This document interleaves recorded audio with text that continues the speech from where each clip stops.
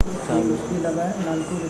राम राम राम हरे हरे, हरे कृष्णा कृष्ण कृष्ण हरे हरे, हरे राम राम राम हरे हरे, हरे कृष्णा कृष्ण कृष्ण हरे हरे, हरे राम राम राम हरे हरे, हरे कृष्णा कृष्ण कृष्ण हरे हरे, हरे राम राम राम हरे हरे, हरे कृष्णा कृष्ण कृष्ण हरे हरे। गोपाल कृष्ण भगवान की जय। गुरुर्ब्रह्मा गुरुर्विष्णु गुरुर्देवो महेश्वरा, गुरु साक्षात् परब्रह्म तस्मै श्री गुरुवे नमः। ब्रह्मानन्दं परमसुखदं केवलं ज्ञानमूर्ति, द्वन्द्वातीतं गगनसदृशं तत्त्वमस्यादिलक्ष्यम्, एकं नित्यं विमलं अचलं सर्वधी साक्षिभूतं, भावातीतं त्रिगुणरहितं सद्गुरुं नमामि। वसुदेवसुतं देवं कंसचाणूरमर्दनं, देवकी परमानन्दं कृष्णं वन्दे जगद्गुरुं। गोपाल कृष्ण भगवान की जय। राजाधिराज सद्गुरुनाथ भाव साहेब महाराज की जय। राजाधिराज सद्गुरुनाथ सिद्धरामेश्वर महाराज की जय। राजाधिराज सद्गुरुनाथ धूलोपंत महाराज की जय। राजाधिराज सद्गुरुनाथ शिवराम महाराज की जय। राजाधिराज सद्गुरुनाथ स्वामी सुखदेव महाराज की जय। जय जय रघुवीर समर्थ श्री गुरुदेव दत्त, श्री गुरुदेव दत्त, श्री गुरुदेव दत्त।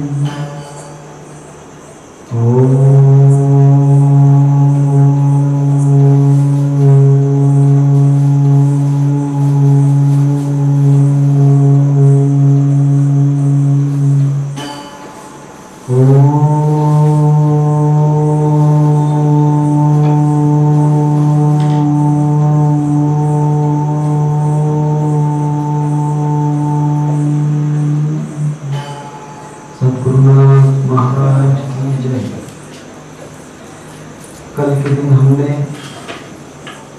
पहला श्लोक लिया था, जन्मौषधि मंत्र तपा समाधिजा सिद्धया। इसी श्लोक को हम आज भी इसका अर्थ कहेंगे।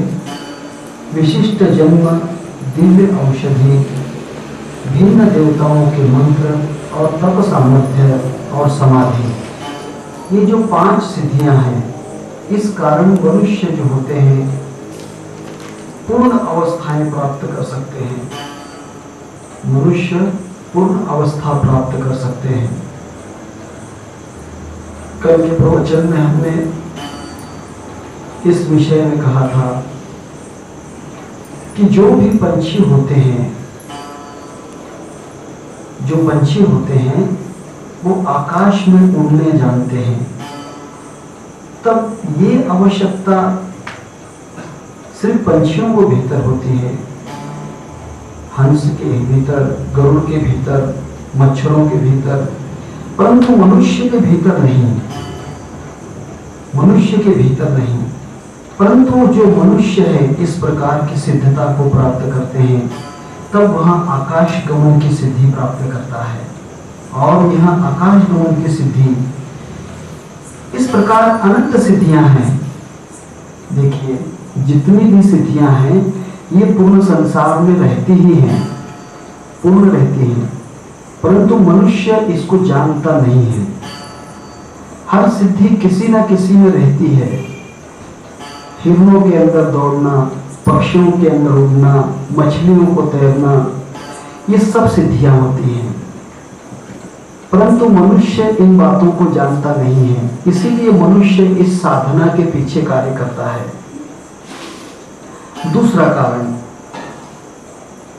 कारण होता है, सिद्धियों के प्रकटन के लिए कारण औषधि होती है।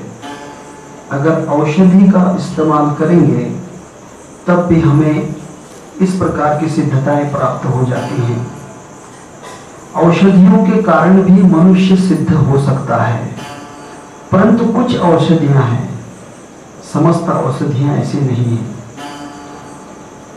जैसे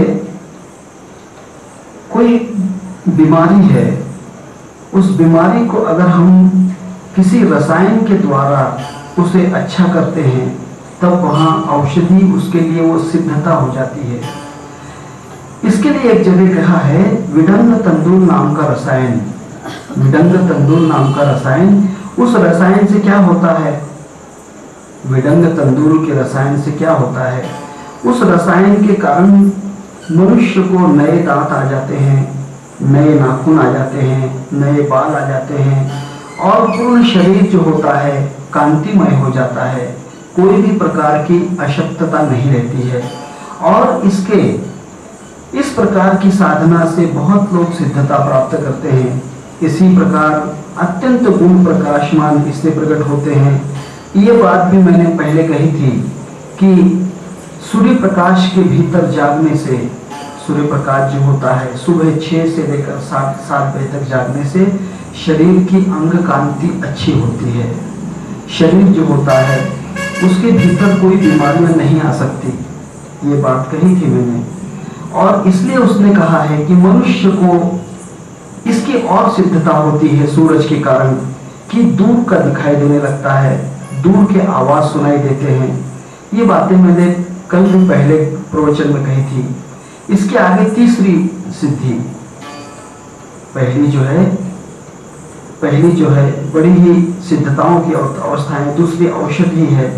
तीसरी औषध जो है मंत्र प्रयोग, मंत्र से भी सिद्धता प्राप्त होती है, मंत्र से भी सिद्धियां प्राप्त होती हैं।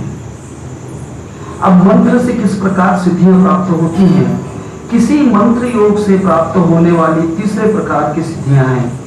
औषधि से प्राप्त होने वाली सिद्धियां के जो होती हैं उससे मंत्र सिद्धि का महत्व बड़ा ही अधिक रहता है। देखिए, मंत्र सिद्धि का जो सिद्धता है ये बड़ी महत्वपूर्ण है।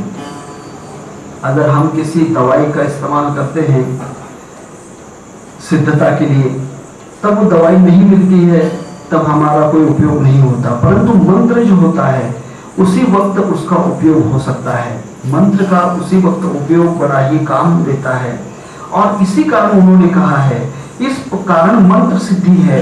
इस मंत्र का जाप करने से ही सिद्धियां प्राप्त हो सकती हैं। कोई भी मंत्र का जाप करेंगे तो समस्त सिद्धियां प्राप्त होती हैं।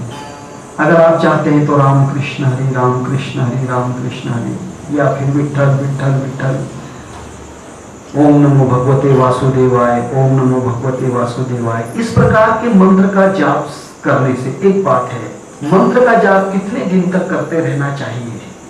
हाँ, ये बात पहली अवस्था है। जो भी मंत्र जाप से सिद्धियां करते हैं उसके लिए, अगर आप ओम का जाप करते हैं तो ओम के जाप से आप 1 करोड़ मंत्र से पूर्ण ओमकार जाप करेंगे तो 1 करोड़ मंत्र से समस्त सिद्धियां प्राप्त हो जाएंगी। 1 करोड़ जाप, 100 लाख जाप। अगर राम राम से जाप करते हैं तो फिर 2 करोड़ नाम जाप लगेंगे। राम राम राम, 2 करोड़ जाप लगेंगे। 3 अक्षर जाप करेंगे, विठ्ठल विठ्ठल विठ्ठल विठ्ठल, तो इसके लिए 3 करोड़ जाप लगेंगे। इस प्रकार जितने अक्षर होते हैं उस प्रकार उतने मंत्र जाप करना ही पड़ते हैं, नहीं तो कोई सिद्धता नहीं। ओम नमो भगवते वासुदेवाय ये 12 अक्षर का मंत्र है, 12 करोड़ जाप करना पड़ेंगे। गायत्री मंत्र है ओम भूर्भुवः स्वः तत्सवितुर्वरेण्यं भर्गो देवस्य धीमहि धियो यो नः प्रचोदयात्। ये 24 करोड़ जाप है। इतना जाप करोगे तब सिद्धियां प्राप्त हो जाएंगी, नहीं तो नहीं तो कहते हैं कि राम राम हुआ तो कुछ भी उपयोग नहीं हुआ। राम राम जाप किया तो कुछ भी उपयोग नहीं हुआ। नहीं, उपयोग होता ही है, उपयोग होता ही है। जो मनुष्य उस तरह से उस अवस्था को प्राप्त करता है तब वहां पर समस्त कार्य अपने आप सिद्धता में आ जाते हैं।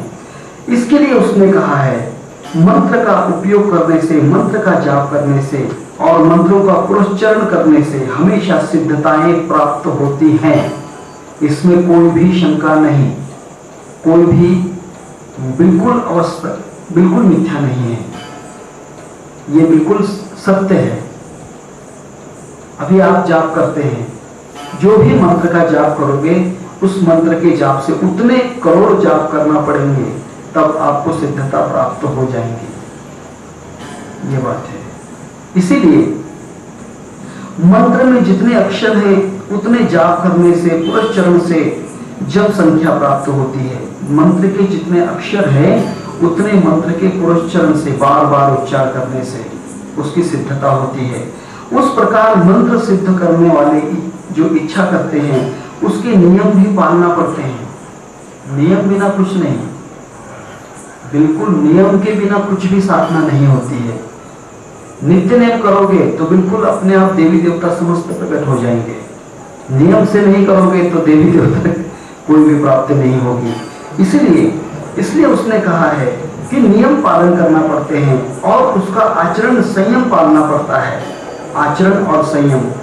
अगर सांप उतारने का मंत्र है, उस मंत्र का आप जाप करोगे, ये जो सांप उतारने के मंत्र वगैरह जो हैं, ये मंत्र हल्के हैं, ये मंत्र बड़े ही हल्के हैं। इन मंत्रों का क्या कारण होता है? ये जो छोटे छोटे मंत्र होते हैं, सांप उतारना, बिच्छू उतारना, ये मंत्र बड़े ही 41 दिन में, 21 दिन में सिद्ध हो जाते हैं।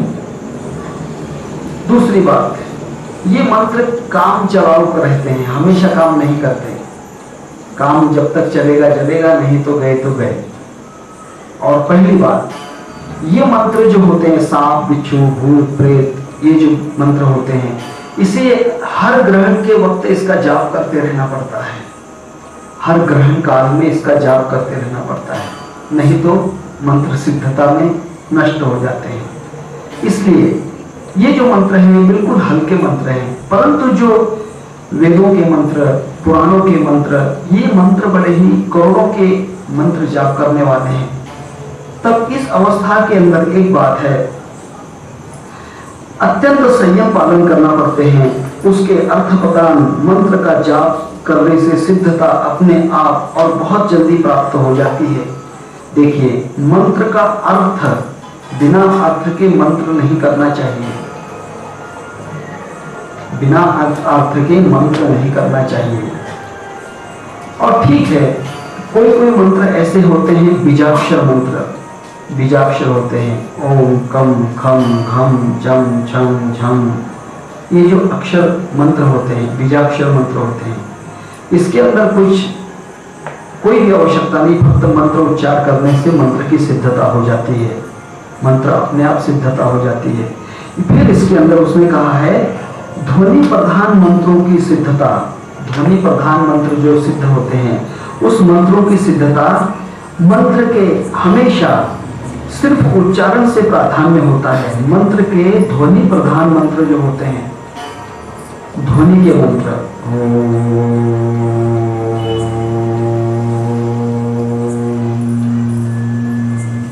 ये ध्वनि का मंत्र है। ध्वनि के मंत्र जो अजपा जाप रहते हैं उसका कोई नहीं, अजपा जाप वो बात नहीं है, परंतु ये जो मंत्र होते हैं उसका उच्चारण सही करना पड़ता है। मंत्र का उच्चारण गलत हो गया तो फिर बहुत नुकसान हो सकता है। और इसके लिए उसने कहा है जो यथावत मंत्रोच्चार और उसके मंत्र का विशिष्ट संख्या युक्त जप करना मंत्र सिद्ध होता है। विशिष्ट संख्या, अभी कोई मंत्र है 341 बार जपना पड़ता है, इस्लाम धर्म में 121 बार जपना पड़ते हैं, हिंदू धर्म में 108 बार मंत्र जप करना पड़ता है। इस प्रकार की साधना है ये मंत्र जाप से। और इस प्रकार से मंत्र सिद्धि के स्वरूप किसी प्रकार के वहां पर सिद्धता हो जाती है। इस प्रकार की मंत्र सिद्धि का अगर विचार करें तो पूर्व जन्मों की सिद्धि और उसके औषध सिद्धि के भीतर श्रेष्ठ फल होने वाले चित्त शुद्धि करने का मार्ग अपने आप साध्य हो जाता है। मंत्र से भी सिद्धता होती है, मंत्र से भी समाधि लगती है, मंत्र से भी समाधि लगती है, कोई उसमें शक नहीं, परंतु करोगे तो, नहीं तो नहीं। मैंने बहुत से लोगों को साधना कराई है, किसी को ओंकार जाप से कराई है, किसी को सोहंकार मंत्र जाप से कराई है, किसी को ओम नमो भगवते वासुदेवाय से कराई है, किसी को रामकृष्ण हरि मंत्र से कराई है। ये बात सिद्धताएं अपने आप आती हैं। जो भुसावल की लड़की है, उस लड़की को सिर्फ ओम कृष्णाय नमः, ओम कृष्णाय नमः इस मंत्र से भगवान श्री कृष्ण अपने आप प्रकट हो गए। अप्पा और हम लोग गए थे उसके पास, स्वयं भगवान आकर गए, स्वयं आते थे और हमेशा उनके बाद दर्शन देते थे, हमेशा भगवान के दर्शन होते थे। उसने कहा कि कमाल है, कोई बड़ी बात नहीं होगा, दर्शन अपने आप होते हैं। मंत्र का प्रभाव, मंत्र हमेशा जाप करोगे तो मंत्र के कारण समस्त सिद्धताएं आती हैं, इसलिए होते हैं, इसमें कोई भी शक नहीं। हम सिर्फ योग साधन से ही प्राप्त करेंगे ऐसी आवश्यकता नहीं है। मंत्र के द्वारा भी मंत्र सिद्धता हो जाती है। मंत्र सिद्धता पूर्ण समाधि उसके अंदर भी लग सकती है। इसके लिए उसने कहा है कि उसके द्वारा चित्त शुद्धि होती है। इसके भीतर तप सिद्ध रूप चौथा प्रकार, तप सिद्ध, जो तप सिद्धता होती है, ये तपस्या करने वाले लोगों की साधना होती है। जब उनके लिए एक प्रकार का बड़ा ही श्रेष्ठ मार्ग कहते हैं। ये मंत्र सिद्धि की बात तीसरी बात है। चौथा मार्ग तप सिद्ध। और कारण तप का नियम बड़े ही योगांतर्गत और उस प्रकार का योगांग का अनुभव है। इसके अंदर जो होता है, इसके अंदर जो तपस्या का अर्थ एक सिर्फ थोड़ी सी साधना रहती है, बाकी कुछ नहीं। ऐसे योग साधना ही रहती है, परंतु थोड़ी सी अलग साधना रहती है। इस प्रकार किस प्रकार की तप सिद्धि समाधि सिद्ध प्रकार की अवस्था से, सिद्धियों से भिन्न प्रतीक होने से अनंत प्रकार के तपाचरण, कामना की बाधा और उसके कारण उद्भव के आने वाले संभव। देखिए, अब हम तपस्या करते हैं। रावण ने तपस्या की, अमरता का वरदान प्राप्त कर लिया। कुंभकर्ण ने तपस्या की, कंस ने तपस्या की, हिरण्यकश्यप ने तपस्या की। इन लोगों ने वरदान प्राप्त किए। तब इसके अंदर क्या होता है, ये जो तपस्या होती है, जिस कामना से तपस्या करोगे वो कामना सिद्ध हो जाती है। जो भी इच्छा है, अगर आप जिस कामना से इच्छा करते हैं वो सिद्धता होती ही है। और इस अवस्था के अंदर जन्म, औषधि, मंत्र, इस प्रकार की सिद्धियों को अवलंबन रखते हुए तप सिद्धि स्वतः के पुरुष के ऊपर, जो मंत्र, जन्म और औषधि, इसका कोई कार्य नहीं होता है। तप सिद्धि जो होती है स्वतः के पौरुष युक्त से, स्वतः की शक्ति से प्राप्त हो जाती है। और इस प्रकार जो साधना होती है, तप सिद्धि परवश साधनाओं के ऊपर अवलंबन नहीं रहती, किसी के द्वारा होती है ऐसा नहीं, खुद के खुद करना पड़ती है। लड़ेंगे भी हम, मरेंगे भी हम, खुद की खुद साधना है, दूसरा कोई नहीं। या मुझे भगवान मुझे काम कर दे, ऐसा कर दे, ये काम नहीं है। वो कहेगा कि भगवान को करना ही पड़ेगा, करना ही पड़ेगा। तब का अर्थ ये होता है जब उसको कहना है कि शिव जी को ये कार्य करना है, मुझे अमरता का वरदान देना ही पड़ेगा, देना ही पड़ेगा। ब्रह्मा जी को वरदान देना ही पड़ेगा, देना ही पड़ेगा। इसीलिए तप सामर्थ्य वाले जो लोग होते हैं वो साधना तपस्या की करते हैं, योग साधना नहीं करते, मंत्र साधना नहीं करते, औषधि की साधना नहीं, सिर्फ तप साधना करते हैं। और उसी प्रकार से पौरुष प्रयत्न की उसके द्वारा शक्ति निर्माण होती है और उसी प्रकार कामना की प्राप्ति के लिए अनंत प्रकार के निमित्त, देखिए क्या क्या साधना करना पड़ती है, उसके निमित्त से उपवास करना पड़ते हैं। अभी क्या किया था जो महावीर जैन, उसने क्या किया, 13 वर्ष तक उपवास किया, तब था उनका, तपस्या की साधना थी। गौतम बुद्ध ने क्या किया, तब साधना की, तब साधना से किया, बाकी कुछ भी साधना नहीं। इसके लिए जो बात थी, फिर उसने देखिए निमित्त से उपवास करना पड़ते हैं, ध्यान करना पड़ता है, धारणा करना पड़ती है, संयम पालना पड़ते हैं। साधना वही करते हैं, परंतु उसका अर्थ यह है कि साधना मैं कर रहा हूं, दूसरा किसी का संबंध नहीं, कोई भी भगवान का संबंध नहीं, मेरी साधना मुझ में है, किसी की कोई आवश्यकता नहीं। और आवश्यकता है तो तू सामने आ, नहीं तो मैं उसकी बात नहीं जानता हूं। तब के लिए यही साधन है।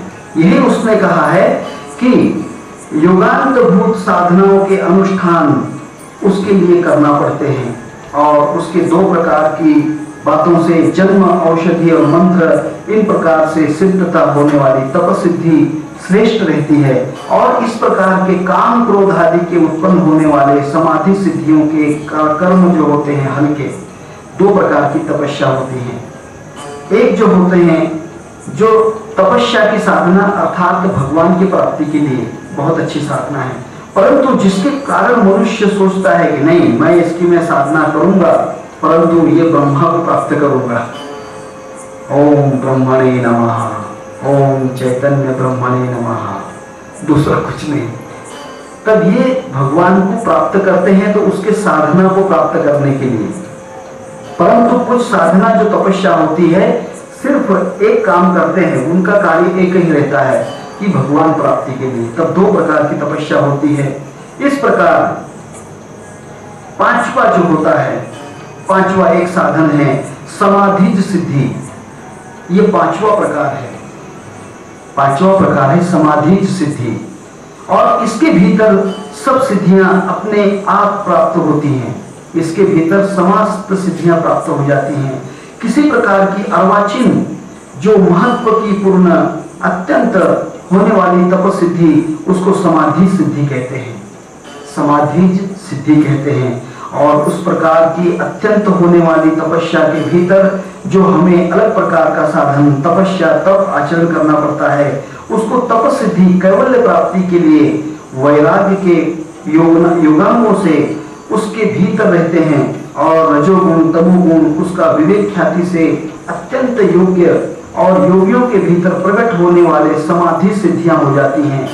और इसके भीतर उसने कहा है कि सब मार्ग स्वरूप सिद्धियों के एक ही प्रकार के हैं, मार्ग कुछ भी प्रकार के फर्क नहीं है, प्रकार में कोई फर्क नहीं, कोई भी प्रकार का फर्क नहीं है, सभी 5 प्रकार की सिद्धियां एक जैसी हैं, परंतु अलग अलग साधनाएं हैं। और इसने कहा है कि तप सिद्धि कामना पूर्वक पुरुष प्रयत्न से तप संपादन करना पड़ती है।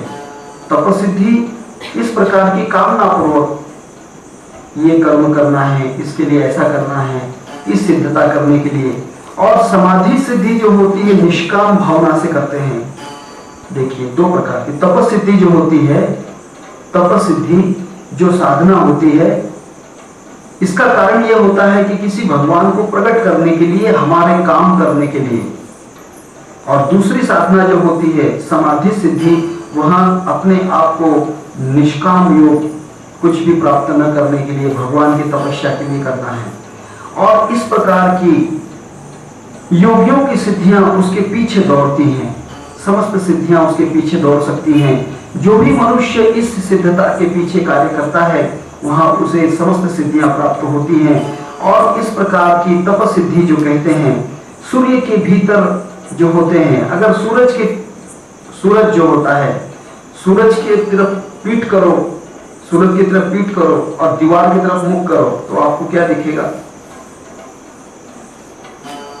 क्या दिखेगा? हाँ, छाया दिखेगी। अर्थात जो छाया है, आप छाया के पीछे दौड़ते रहोगे, छाया के पीछे दौड़ते रहोगे।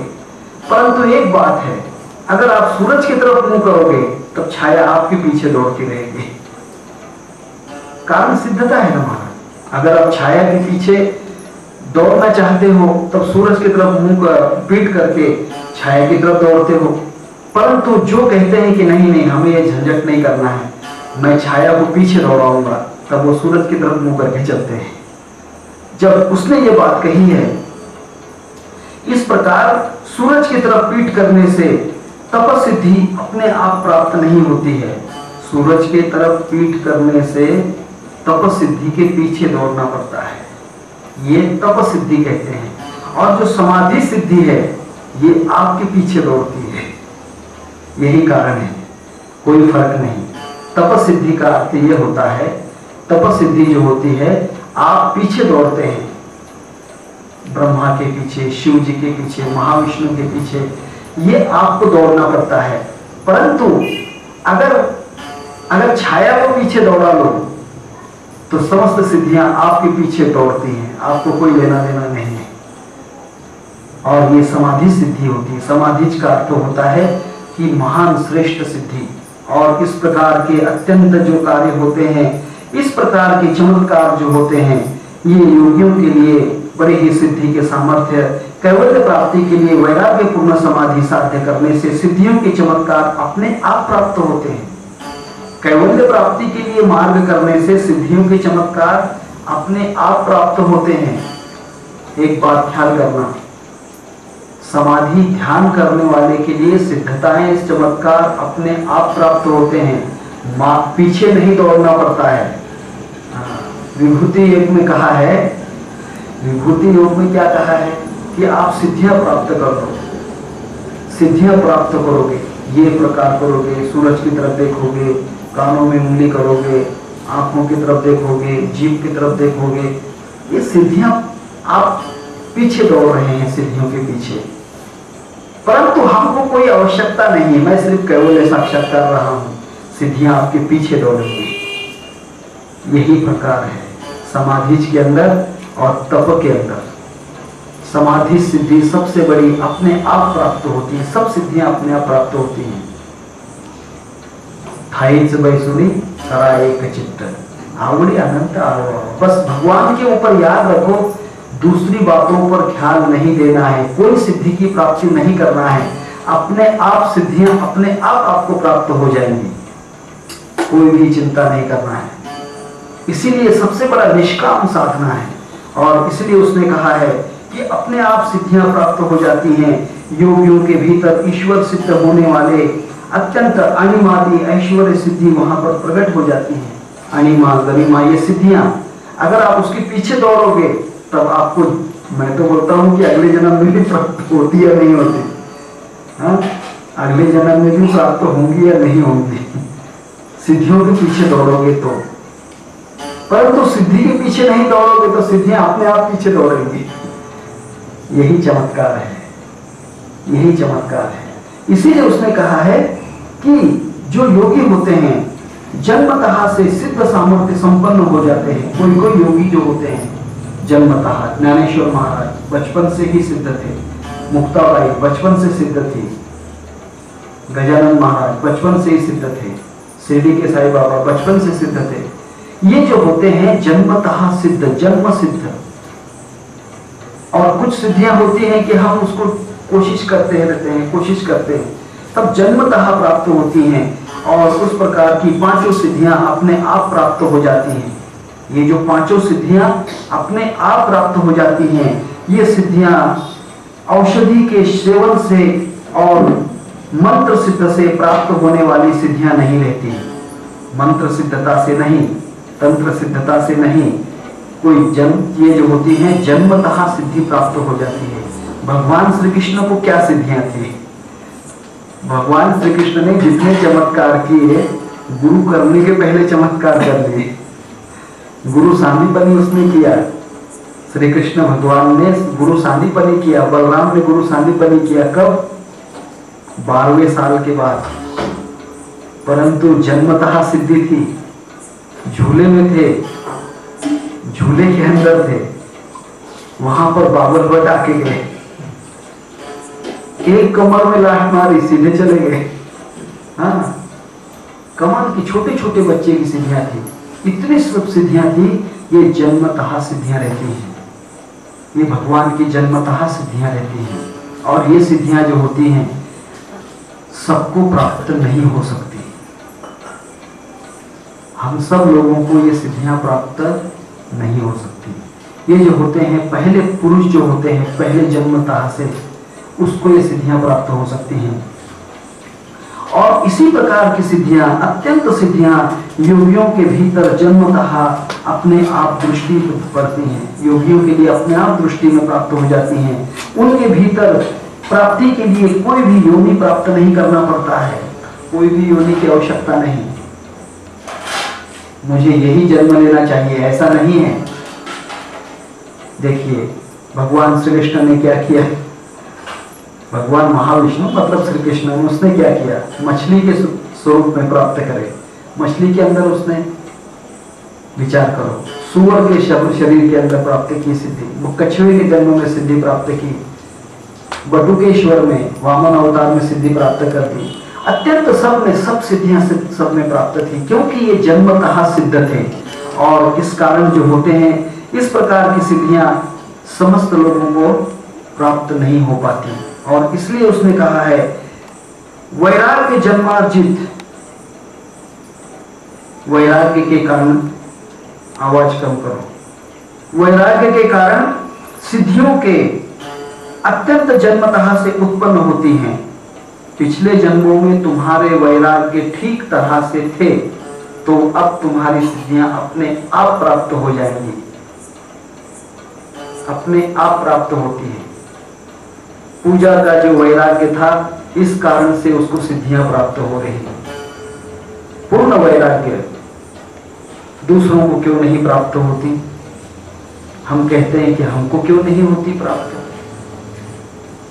पिछले जन्म के वैराग्य से। पिछले जन्म में 3 जन्मों में उसने वैराग्य किया, 3 जन्म की साधना, एक बार तिब्बत में, दूसरी बार जापान में, तीसरी बार चीन में, चौथी बार भारत में पैदा हुई। तब वहां पर सिद्धताएं प्राप्त हुई वैराग्य के कारण।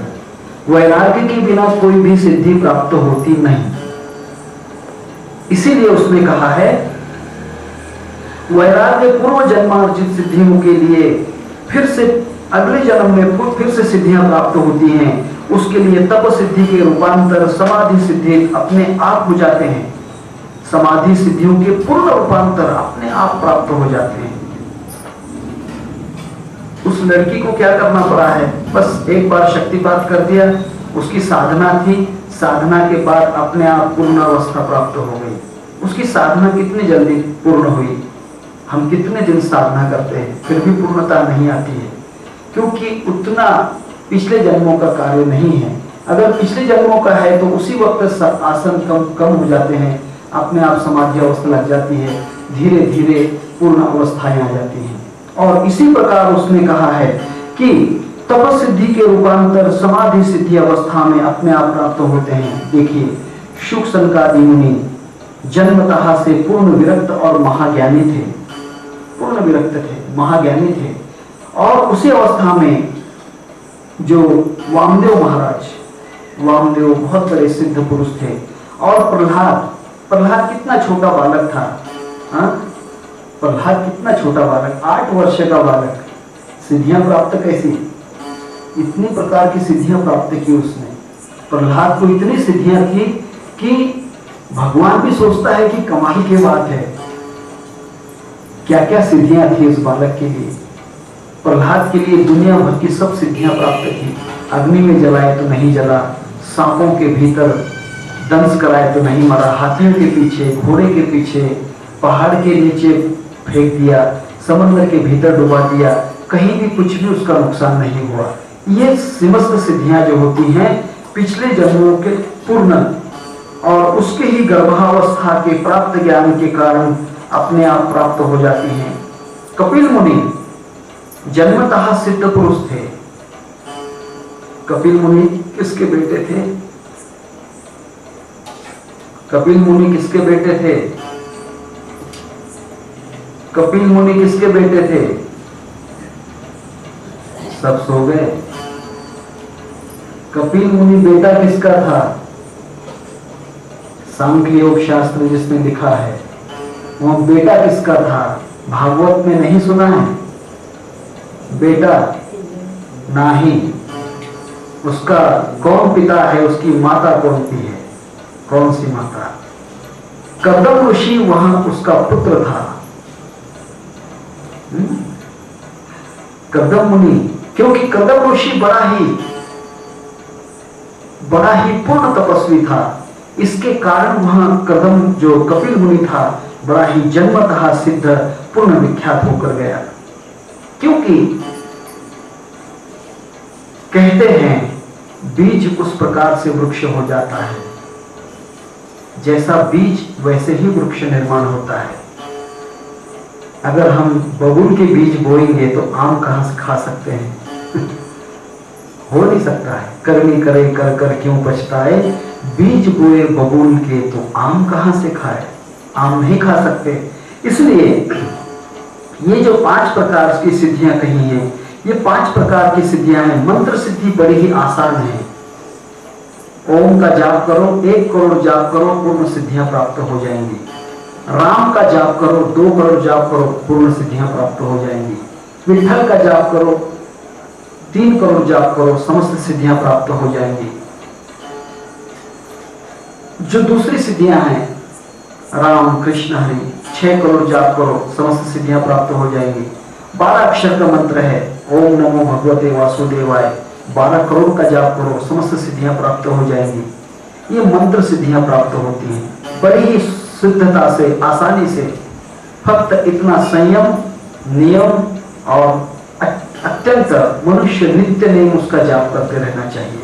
नित्य नियम जाप करने से समस्त सिद्धियां प्राप्त हो जाती हैं। इसके आगे उसने कहा है कि मनुष्य किस प्रकार के जन्म जातियों में प्राप्त होता है, मनुष्य किस किस प्रकार के जन्म जातियों के भीतर प्राप्त हो जाता है, क्यों प्राप्त होता है। हम मनुष्य हैं तो फिर मनुष्य के चींटी क्यों बन गए, हाथी क्यों बने, घोड़ा क्यों बने, छिपकली क्यों बन गए, सर्प क्यों बन गए? क्या कारण हो सकता है? मनुष्य का तो मनुष्य ही रहना चाहिए, क्यों बनता है? ये उसने कहा है दूसरे श्लोक में। पहला जो श्लोक कहा था वही अभी पूर्ण कर दिया। अभी दूसरा श्लोक है जात्यंत परिणामः प्रकृत्या पुरात्, जात्यंत परिणामः प्रकृत्या पुरात्। दूसरे श्लोक में कहा है जीवों के सूक्ष्म देह से, जो देह होता है सूक्ष्म देह, मनुष्य का सूक्ष्म देह समस्त जीवन के कार्य करता है। मनुष्य का सूक्ष्म देह समस्त जीवन के कार्य करता है।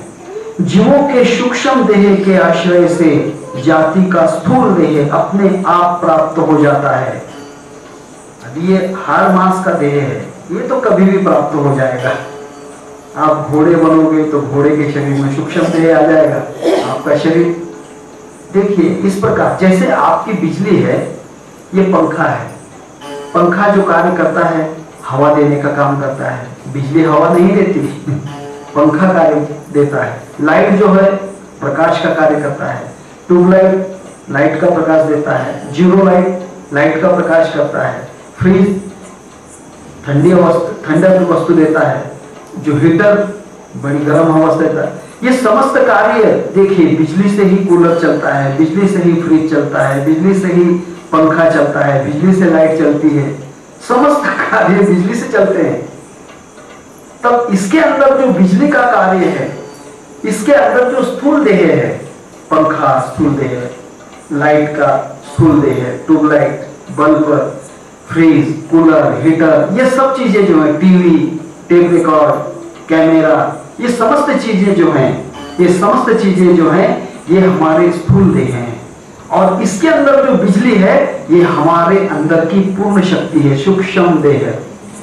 क्या होता है, समझ में आ रही बात? हमारा जो स्थूल देह है, ये प्रकार के पंखे विंखे लाइट वेट जो है, परंतु हमारी जो बिजली है, बिजली सब जगह कार्य करती है। कैमरे में भी कार्य कर रही है, माइक में भी कार्य कर रही है, लाइट में भी काम कर रही है, पंखे में भी कार्य कर रही है, सब चीजों में कार्य करती है। बिजली का कार्य सब जगह समान होता है। उसी तरह से जो हमारा सूक्ष्म देह है, सूक्ष्म देह पूर्णतः से यहाँ जो कार्य करता है, स्थूल देह निर्माण करने से पूर्ण कार्य करता है। अगर सूक्ष्म देह के अंदर स्थूल देह नहीं रहा तो कुछ कार्य नहीं करेगा, कोई कार्य नहीं करेगा। संसार में समस्त भूत हैं, सूक्ष्म देह भूत रूपी हैं, परंतु किसी का स्थूल देह नहीं मिलेगा तब तक वो आपको परेशानी नहीं करेंगे। किसी के शरीर में अपने आप प्राप्त हो गए, सूक्ष्म देह उसके शरीर में भीतर गया, तब वो मुझे खाना चाहिए, मुझे पीना चाहिए, मुझे ऐसा चाहिए, मुझे वो चाहिए, सूक्ष्म देह करता है। लेकिन अगर स्थूल देह नहीं तो वो कुछ कार्य नहीं कर सकता। ये बात है। इसीलिए उसने कहा है, जीवों के सूक्ष्म देह के भीतर उसके आश्रय से जाति का स्थूल देह जाकर दूसरे देह के भीतर कार्य करता है और उसके जात्यंत परिणाम के भीतर विकृति की पूर्णतः प्रकृति के भीतर अपने आप कार्य करती है। देखिए किस प्रकार कार्य करती है। अत्यंत प्रकार के जो कार्य होते हैं, किस प्रकार कार्य करते हैं। चींटी हो गए, अगर मैं मनुष्य था, मनुष्य का रूप चींटी बन गया तो चींटी का कार्य अलग सा कार्य हो जाएगा, रहेगा सूक्ष्म, उसके अंदर जो सूक्ष्म देह वैसा ही रहेगा, परंतु उसका कार्य क्या होगा। चींटियों का कार्य अलग है, मनुष्य देह जैसा विचार नहीं कर सकती। इस प्रकार का जो कार्य है सूक्ष्म देह ये करवाता है। और इस प्रकार जो उसने कहे हैं, उसने कहा है कि अत्यंत प्रकार के और अत्यंत प्रकार के जो जन्म उसके अनंत प्रकार के लोक विलक्षण होते हैं। उस देखिए अब एक बात कही है, अहिल्या जो थी गौतम ऋषि की पत्नी, गौतम ऋषि की पत्नी अहिल्या थी, वह क्या थी, स्त्री थी या पत्थर थी। पहले नहीं, पहले पत्थर नहीं थी, पहले पत्थर नहीं थी, वह स्त्री थी। फिर उसको श्राप देने के कारण वह पत्थर हो गई, फिर राम ने उसको स्पर्श करने के कारण वह स्त्री हो गई। एक ही स्त्री को 3 बार जन्म लेना पड़ा है, एक ही स्त्री को 3 बार जन्म लेना पड़ा। दूसरे वाल्यापुरी ने क्या किया, बड़ा ही दुष्ट था व्यक्ति, डाकुओं का काम करता था, गलत कर्म करता था, परंतु नारद के कृपा से वहां वाल्मीकि ऋषि बन गया, वाल्मीकि ऋषि बन गया। दूसरी काकभूषुंडी बड़े अच्छे शुद्ध ब्राह्मण थे, परंतु गुरु के श्राप से वहां कौवा बन गया। ये जो कार्य थे, इस प्रकार के अत्यंत मनुष्य के जन्म देखिए, जो अपने विश्वामित्र क्षत्रिय थे, परंतु तपस्या के कारण वहां ब्राह्मण बन गया, तपस्या के कारण ब्राह्मण बन गया। और इस प्रकार अत्यंत जो कार्य होते हैं, मनुष्य कर्म से इसी जन्म में सब कुछ कर सकता है। मैंने क्या कहा है, पशु की होत पनैया नर का कछु न होए, नर एक बार करनी करे तो नर का नारायण होए। अपने आप नारायण बन सकता है, परंतु आपकी क्रिया होना चाहिए। मनुष्य जो रावण ब्राह्मण था, शुद्ध ब्राह्मण था, ब्रह्मा जी का पुत्र था, ब्रह्मा जी का पुत्र पुलस्ती मुनि, पुलस्ती का पुत्र पुरुषरवा का पुत्र रावण, बताओ, परपोता था उसका रावण, जो ब्रह्मा जी का परपोता था, परंतु वहां राक्षस क्यों बना, शूद्र क्यों बना, क्योंकि उसके अंदर ब्राह्मणत्व लक्षण नहीं रहे। और इसी कारण जो होता है अत्यंत प्रकार के कार्य, जो इस प्रकार के जो कार्य होते हैं, जो इस प्रकार के जो कार्य होते हैं, उस प्रकार के जितने कार्य जो अत्यंत मनुष्य के इसी जन्म में भी कार्य हो सकते हैं, मनुष्य के समस्त कार्य एक ही जन्म हो सकते हैं। मैंने इसलिए कहा है कि इसी जन्म में नर्तन पाया जतन कर भाई, जिसमें वो करताल मिले। क्यों दूसरे जन्म की आशा करते हो, क्यों दूसरे जन्म की इच्छा करते हो? आपको इसी जन्म में प्राप्त हो सकता है तो बिल्कुल हो सकता है, नहीं तो फिर हाथ मलते रहोगे। आपकी इच्छा है, जैसा करोगे तो वैसा भरोगे। अगर आप चाहते हो तो इस प्रकार समस्त कार्य जो होते हैं पूर्णतः से, देखिए जो मक्खी होती है उसको कुंभारिन कहते हैं। मक्खी जो होती है वह जन्मतः पूर्व सिद्ध होती है, और परंतु मिट्टी का घर प्रकार मिट्टी का घर बना के रहती है, दरवाजों के भीतर मिट्टी का घर बना के रहती है। परंतु वहां जो होती है उसका लक्ष्य कहां पर होता है? उसका लक्ष्य भंवरे की तरफ होता है, उसका लक्ष्य भंवरे की तरफ रहता है। इसी प्रकार उसे पंख फूट जाते हैं। उस किसे? वह जो कुंभारी नाम की मक्खी रहती है उसको उड़ना नहीं आता है, परंतु भृंगे के कारण उसे पंख फूट जाते हैं। इसीलिए सद्गुरु के कृपा से शिष्य जो होता है उसे समस्त प्रकार के पंख फूट सकते हैं, अगर चाहेगा तो, नहीं तो फिर नहीं। चाहेगा तो ठीक, नहीं तो फिर कुछ नहीं। और इसलिए उसने कहा है अत्यंत प्रकार के जितने कार्य होते हैं। देखिए रेशम का कीड़ा होता है, रेशम का कीड़ा वो रहता कहाँ है? रेशम का कीड़ा कहाँ रहता है? घोंसला, घोंसला।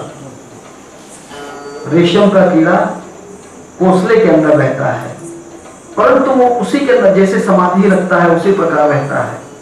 परंतु ऐसी अवस्था आती है कि वहां पंखेरु बन जाता है। क्या कहते हैं? फूलपाखरू। हाँ, उसी का फूलपाखरू का उसी का कीड़ा होता है। वह अपने आप उड़ने लग जाता है।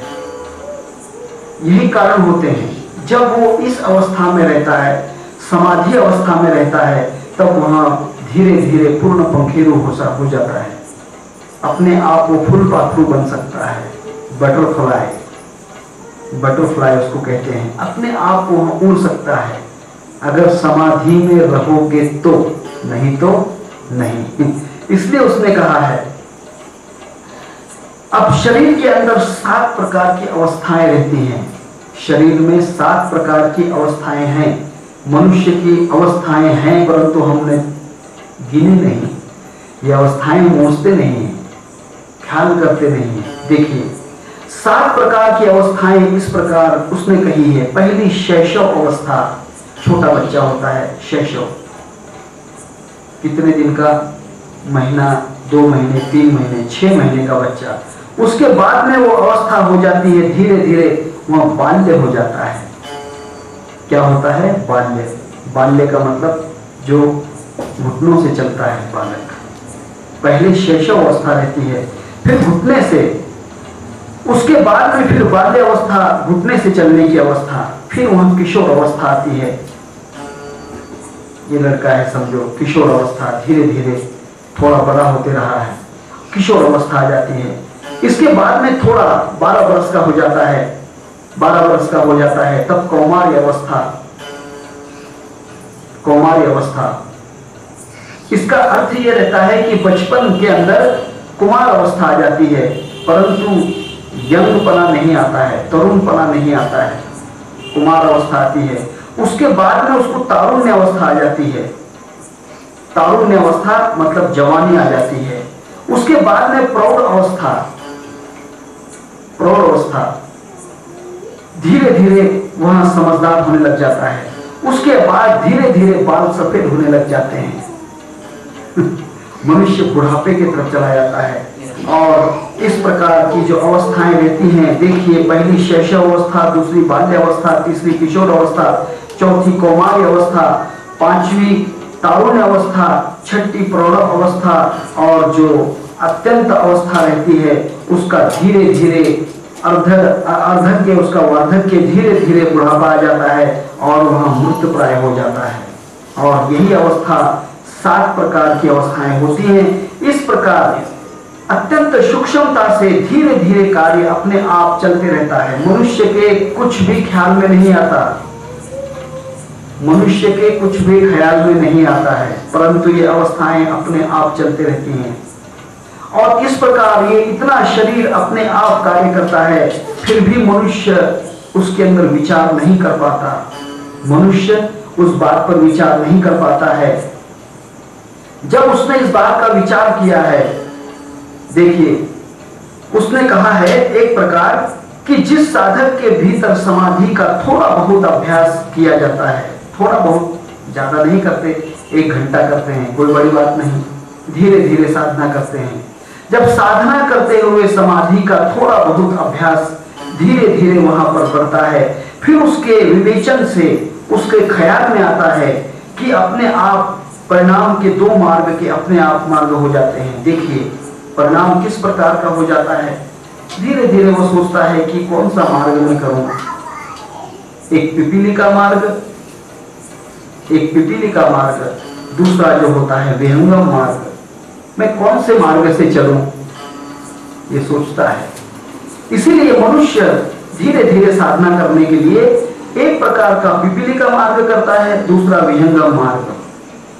और विहंगम मार्ग जो होता है, जो पिपीलिका मार्ग होता है, विहंगम मार्ग होता है, उसके लिए पिपीलिका मार्ग अत्यंत चीटी होती है, उस प्रकार के निकटवर्ती प्रदेश से धीरे धीरे कार्य करता रहता है, धीरे धीरे कार्य करता रहता है और धीरे धीरे अपने आप उस अवस्था तक पहुंच जाता है। परंतु विहंगम मार्ग होता है एकदम उसी वृक्ष से पहुंचकर उस दूसरे डाल पर बैठ जाता है, अपने आप पहुंच जाता है। और इस प्रकार से योगी एक अवस्था से निकटवर्ती दूसरी अवस्था में, दूसरी से तीसरी, तीसरी से चौथी, और उस प्रकार से क्रम से धीरे धीरे अवस्था के परिणाम प्राप्त होने से धीरे धीरे पिपीलिका मार्ग से अपने आप पहुंच जाते हैं। अपने आप धीरे धीरे धन बढ़े, धीरे धीरे सब होए, माली सींचता जावे केवड़ा, रुक आवे जब फल होए।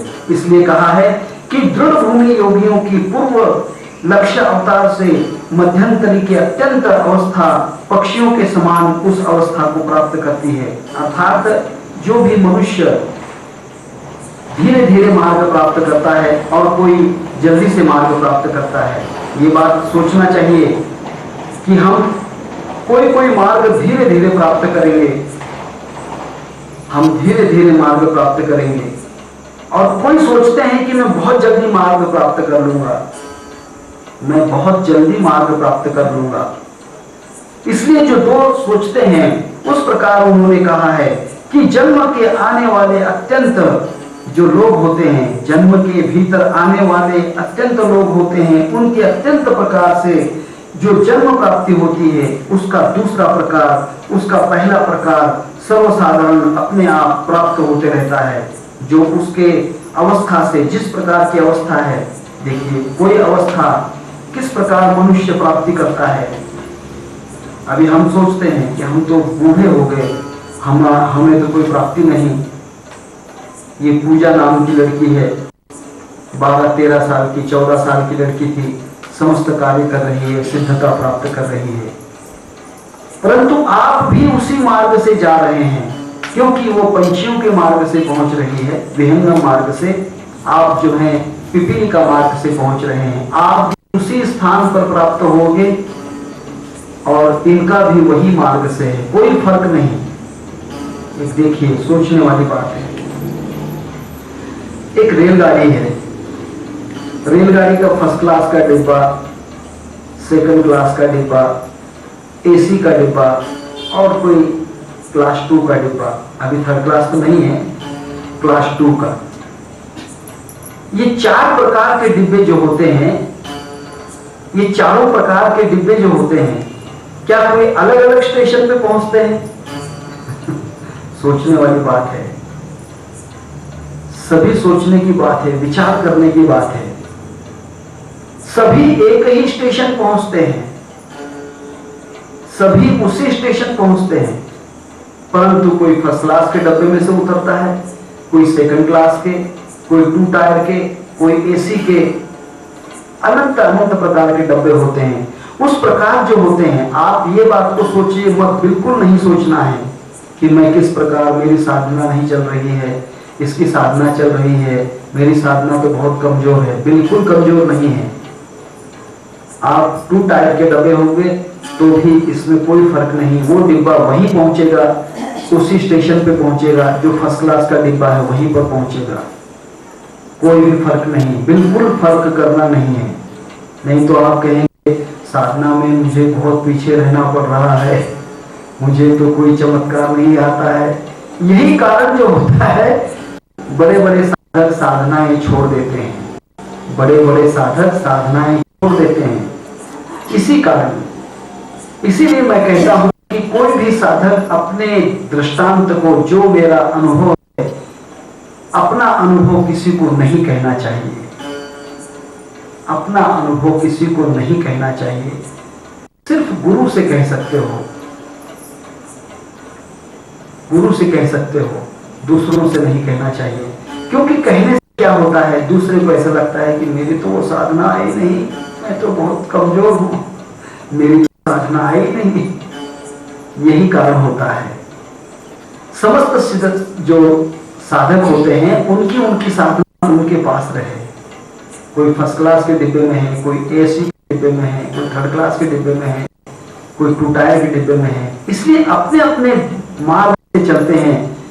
समस्त शिष्य एक जैसे होते हैं, परंतु समस्त शिष्य अपने अपने डिब्बे में बैठे हैं। एक बात सोचना है, इसमें कभी भी कोई भी प्रकार की सोच विचार नहीं करना है।